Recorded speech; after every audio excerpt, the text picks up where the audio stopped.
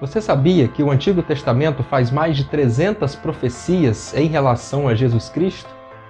Você sabia que muitas delas já foram cumpridas em sua primeira vinda?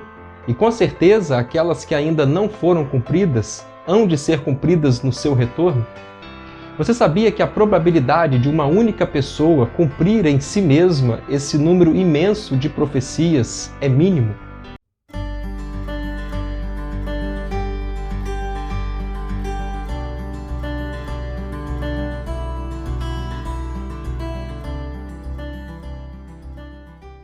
A probabilidade de uma pessoa cumprir mais de 300 profecias é 84 multilhões. Esses multilhões é nada menos do que um número, no caso 84, seguido por 97 zeros. Você consegue imaginar uma coisa como essas? Alguém, para tentar trazer um pouco mais de clareza à dimensão desta coisa, propôs a seguinte questão. Vamos imaginar que a gente pegue uma moeda de R$1 e faça um furo nela. E aí nós espalharíamos moedas de R$1 pelo chão para cobrir todo o território do estado do Rio de Janeiro, São Paulo, Minas Gerais e Sergipe. Cobrindo todo esse território, nós empilharíamos tais moedas de R$1 até que elas alcançassem a altura de 70 centímetros. Conseguiu imaginar comigo? Pois bem, qual é a probabilidade de você, em uma única tentativa, pegar uma dessas moedas e ela ser aquela moeda furada? Naturalmente que isso é impossível, mas sobrenaturalmente isso é possível. Só mesmo porque Jesus é Deus, é que Ele pôde e pode cumprir em si mesmo tantas profecias. E é verdade que o fato da Bíblia ter tantas profecias feitas e cumpridas são mais uma prova de que ela é a palavra de Deus. Nenhum outro livro base das muitas religiões que existem fazem profecias. E a Bíblia não só se arrisca a fazer previsões futuras, como todas elas se cumprem. Isso porque a Bíblia foi inspirada por Deus. E apenas Deus, que é o conhecedor de toda a história, apenas Deus que conhece as coisas que ainda não existem como se já fossem, apenas Deus que ocupa ao mesmo tempo o passado, o presente e o futuro, é que poderia ditar, inspirar homens a fazerem profecias corretas, precisas e incrivelmente cumpridas. E dos 4 evangelistas, Mateus, Marcos, Lucas e João, aquele que mais destaca o fato de Cristo ter cumprido profecias foi Mateus. Isso porque Mateus foi um evangelho escrito para os judeus com o intuito de comprovar, por A mais B, de que Cristo era realmente o Messias que havia sido prometido por N profecias lá no Antigo Testamento. Portanto, por várias vezes nós vemos Mateus dizendo que tal coisa tinha acontecido para que se cumprisse aquilo que havia sido profetizado pelo profeta. Os 39 livros do Antigo Testamento, vários deles fazem profecias a Cristo. E os que se destacam são o livro de Salmos, que tem várias profecias em relação a Cristo, e também o profeta Isaías, que é, a propósito, por conta disso, conhecido como o profeta. Como eu mencionei que existem mais de 300 profecias em relação a Cristo, nós decidimos dividir em blocos no seu cumprimento na vida de Cristo. E esse vídeo que você está acompanhando aqui será apresentado apenas algumas profecias relacionadas ao nascimento de Jesus. Profecias depois relacionadas ao seu ministério e à sua morte serão apresentados em vídeos posteriores desta nossa série. A propósito, eu queria aproveitar esse momento e pedir para você se inscrever aqui em nosso canal e também ativar o sininho para que você não perca nenhum desses nossos vídeos, dessa incrível e maravilhosa série que nós estamos fazendo sobre a vida de Jesus.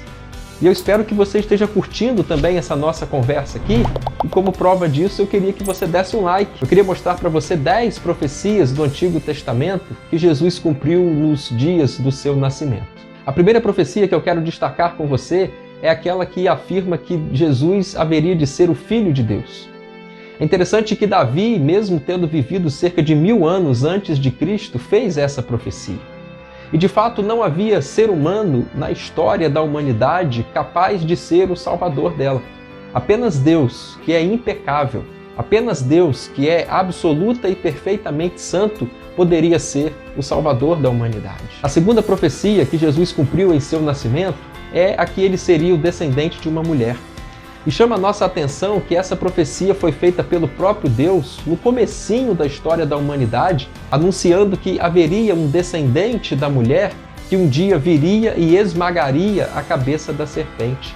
E esta profecia, que é a propósito a primeira da Bíblia, é conhecida também como proto-evangelho, ou seja, é a primeira boa notícia da história.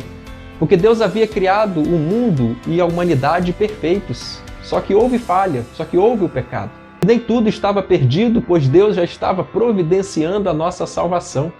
E é interessante que Jesus precisava também ser homem, já que Deus não pode substituir homens, assim como animais tampouco podem fazê-lo.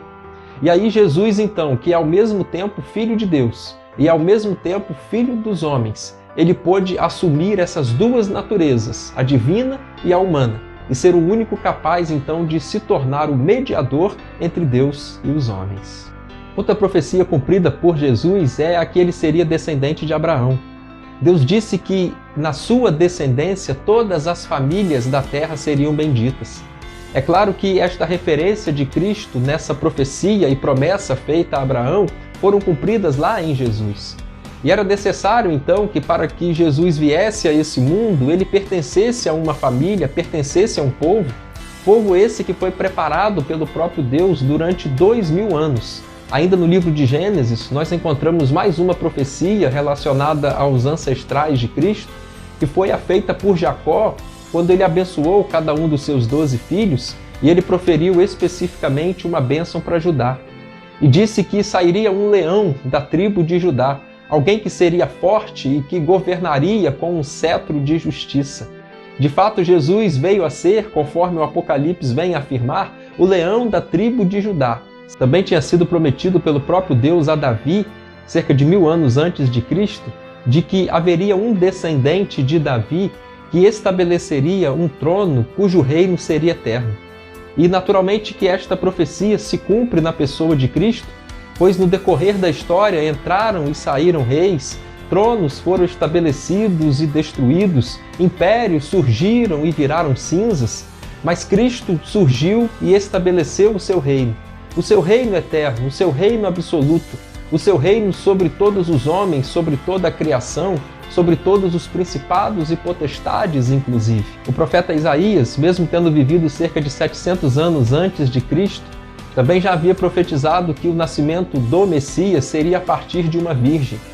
Pois Maria, mesmo ainda virgem, ficou grávida de Jesus por uma intervenção direta do Espírito Santo. E por conta disso, Jesus não teve natureza pecaminosa, esta que todos nós herdamos de Adão e nascemos com ela. E por conta disso, então, Jesus vem a ser chamado na Bíblia de segundo Adão, pois o seu nascimento foi muito diferente dos outros da humanidade, assim como o de Adão fora, já que ele foi criado diretamente por Deus. E Jesus, sendo então o segundo Adão, tinha o compromisso de ser o que Adão não foi. Jesus, como sendo o segundo Adão, tinha o desafio de acertar aonde o primeiro Adão havia errado.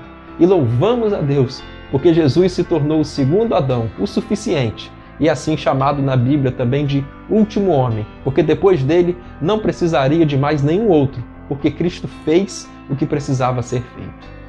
Contemporâneo de Isaías, o profeta Miqueias, que viveu também cerca de 7 séculos antes de Cristo, profetizou que o Messias nasceria na pequenina cidade de Belém.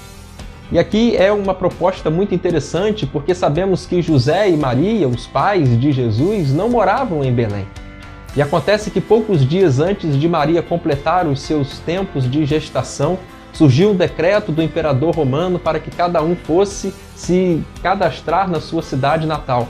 E lá vão José e Maria, grávida já nos seus 9 meses, para Belém. E quando lá chegam, cumpre-se o tempo do nascimento de Cristo. E nessa cidade nasce Jesus. A cidade de Belém era uma cidade pequena e não muito destacada entre as demais da Palestina, mostrando desde o princípio que Jesus não viria para estabelecer um reino político aqui na terra e nem preocupado com muita riqueza, muita fama e muitas coisas pomposas ao seu redor. Até porque a Bíblia afirma que Deus escolhe as coisas fracas deste mundo para confundir as fortes. Deus escolhe as coisas loucas deste mundo para confundir as sábias. E Deus escolhe as coisas desprezíveis e aquelas que nada são, a fim de reduzir a nada aquelas que são. Davi ainda havia profetizado que, quando criança, Jesus seria livrado e protegido por Deus. De fato, nós sabemos que quando Herodes, o Grande, governador da Judéia naquele período, soube que havia nascido um rei dos judeus, mandou matar todos os meninos aos arredores de Belém com menos de 2 anos. E por meio de uma providência divina que avisou José em sonhos, eles puderam fugir então para o Egito e Jesus, ainda bebezinho, teve a sua vida preservada. É notável que durante o ministério nós vemos que por algumas vezes os fariseus, os líderes políticos e religiosos daquela época tentaram matar Jesus, mas não conseguiram, porque por vezes, inclusive, o próprio Cristo disse que ainda não havia chegado a sua hora.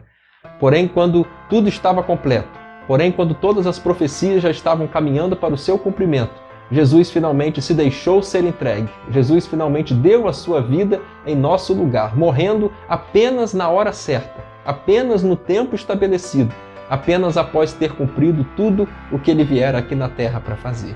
Relacionada a essa matança dos meninos, o profeta Jeremias, cerca de 600 anos antes de Cristo, havia dito que várias mães chorariam em Judá pelos seus filhos que já não existiam mais.